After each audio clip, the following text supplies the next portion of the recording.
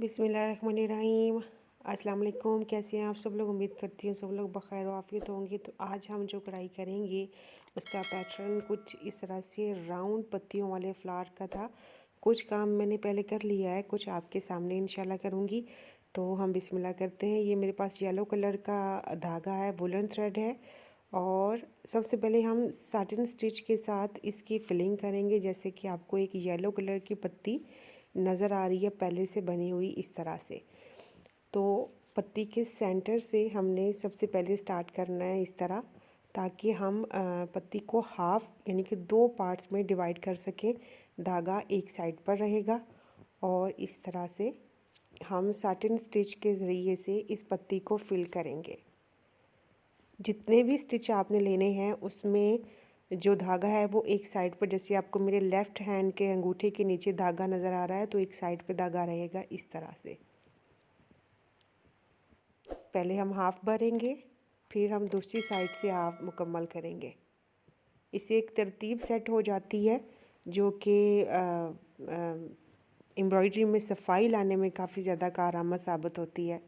अगर आप एक साइड से शुरू करेंगे तो चूँकि पत्ती ऊपर से ज़्यादा फैली हुई है और जो अंदरूनी राउंड सर्कल है उसमें उसकी जो आगे चौड़ाई है वो कम हो जाती है, तो फिर बैलेंस नहीं रहेगा एक साइड से शुरू करने में।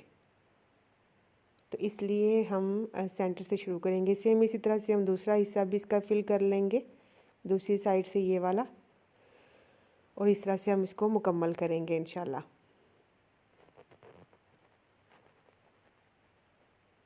सेम उसी तरीके से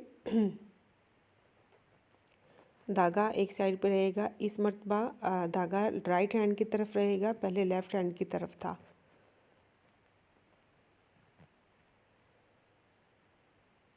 ये अल्हम्दुलिल्लाह हमारी पत्ती बनकर तैयार हो गई। अब हमारा पिंक कलर का जो काम है वो है। इसके लिए भी मैंने वुलन थ्रेड ही इस्तेमाल किया है। 2 धागे मैंने पिरोए हैं।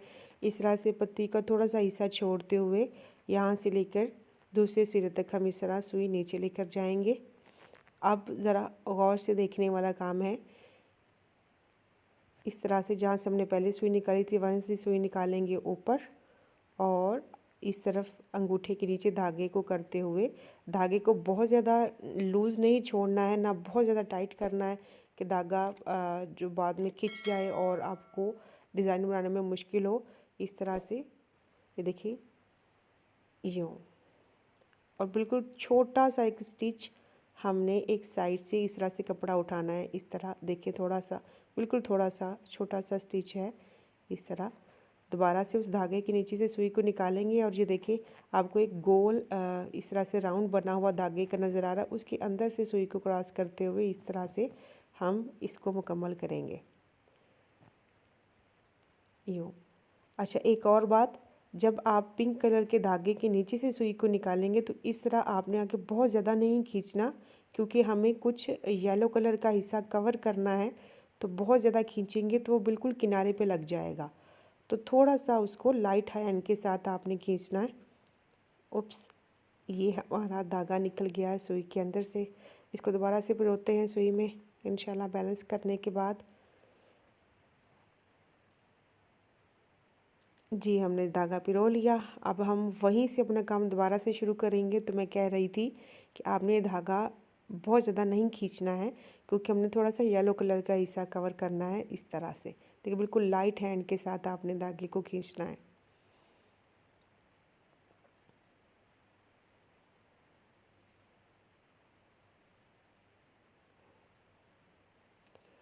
देखने में लगता है कि न जाने कैसे बना होगा, लेकिन जब आप इसको बनाते हैं तो बहुत ज़्यादा अच्छा लगता है।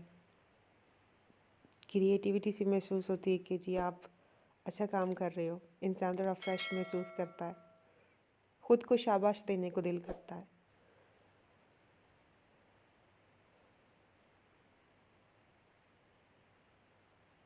इस तरह से देखिए हमारा ये मुकम्मल होता जा रहा है अल्हम्दुलिल्लाह। और यूँ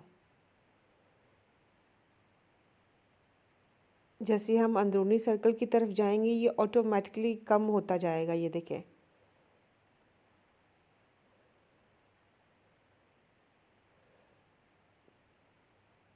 धागा फिनिश हो गया हमारा। अब हम थोड़ा सा धागा और पिरोते हैं सुई के अंदर और जो बाकी काम है उसको मुकम्मल करते हैं। ठीक हो गया। धागा बहुत ज़्यादा लंबा ना पिरोएं, बैलेंस के साथ थोड़ा सा लंबा धागा ही पिरोएंगे तो ज़्यादा इजी रहेंगे। बहुत ज़्यादा लंबा धागा भी नहीं संभाला जाता है, उसको बहुत ज़्यादा उलझने पड़ती रहती हैं, गिरा लग जाती है, जिसको खोलना बड़ा मुश्किल हो जाता है। तो इस तरह से ये देखिए बाकी जो काम हमारा रह गया था वो अब हम मुकम्मल करेंगे इंशाल्लाह। बहुत खूबसूरत लगता है ये। आपने ख्याल रखना है कि पिंक कलर के धागे के नीचे से ही सुई गुजरे। येलो कलर का धागा अगर सुई में आया तो फिर वो वहाँ से अच्छा नहीं लगेगा। धागे इस तरह से पीछे करते जाएं ताकि पिंक कलर का धागा इजीली आपको नज़र आए। और इस तरह से, और ये देखिए ये हमारा अल्हम्दुलिल्लाह बनकर तैयार हो गया। अब हम ये सेंटर का जो हिस्सा है इसको फिल करेंगे। इसके लिए मैंने 4 धागे यूज़ किए हैं वुलन थ्रेड के ग्रीन कलर में, और इससे मैं बना रही हूँ फ्रेंच नॉट। अच्छा, अगर सर्कल थोड़ा बड़ा हो, सेंटर का जो सर्कल है, तो आपने यूँ करना है कि आपने फ्रेंच नॉट है जो उसको पहले एक बैरूनी जो सर्कल है वो आप कंप्लीट कर लें, जैसे मैं अभी आपके सामने करूँगी। इससे क्या होगा कि इससे एक शेप बनकर आपके सामने आ जाएगी। शेप तो नॉर्मली वैसे भी नज़र आ रही है क्योंकि हमने बत्तियां बना ली हैं, तो सेंटर का जो हिस्सा है वो बिल्कुल क्लियर नज़र आ रहा है। लेकिन अगर आप एक उसकी लाइनिंग कर लेंगे पहले से तो और ज़्यादा बेहतर शेप हो जाएगी उसकी, कोई भी चीज़ अनबैलेंस महसूस नहीं होगी। ये देखें 4 मोती इस वक्त तक बने हुए हैं और यूँ एक तरतीब के साथ वो चल रही है चीज़। तो इसी तरह से जब आप ये पूरा सर्कल मुकम्मल कर लेंगे तो एक तरतीब के साथ, एक अच्छी फिनिशिंग के साथ आपका ये सेंटर का सर्कल बनेगा।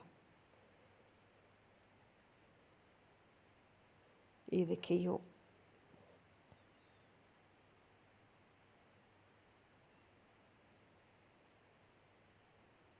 दो बल देने और जहाँ से सुई पहले ऊपर हमने निकाली थी वहीं से हम सुई को अंदर ले जाएंगे नीचे की तरफ। वुलन थ्रेड है, 4 धागे हैं सुई के अंदर।